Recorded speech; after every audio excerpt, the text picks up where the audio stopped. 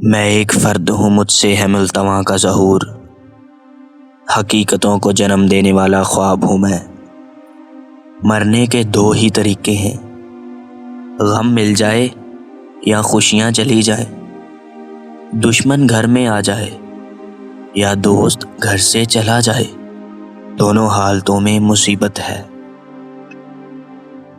مغربی تہذیب اپنے منطقی انجام کو پہنچ گئی ہے۔ ان کی کوئی لذت ایسی نہیں رہ گئی جو گناہ نہ ہو۔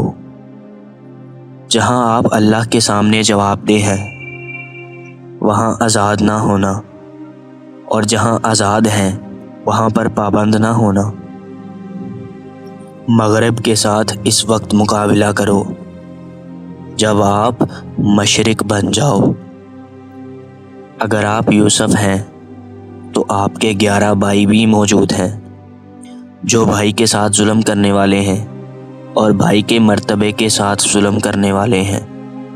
سارا قرآن اس بات سے بھرا پڑا ہے کہ جب اپنوں نے اپنوں کو دھوکہ دیا وہاں کوئی علاج نہیں ہو سکا۔ جب تک آپ کو اپنی تمنا کے منظور ہونے کی وجہ سے حاصل ہونے والی چیز کی ماہیت کا پتہ نہ ہو، اس وقت تک دعا نہ کرو۔ بزرگوں نے اللہ کے فضل و کرم کو مانگنے کا طریقہ یہ بتایا ہے کہ اللہ سے فضل و کرم نہ مانگو، جو کر رہا ہے وہ فضل و کرم ہے۔ آج کل مفاد پرست کے پاس اپنے مفاد کا تحفظ سیاست کے علاوہ اور کوئی چیز نہیں۔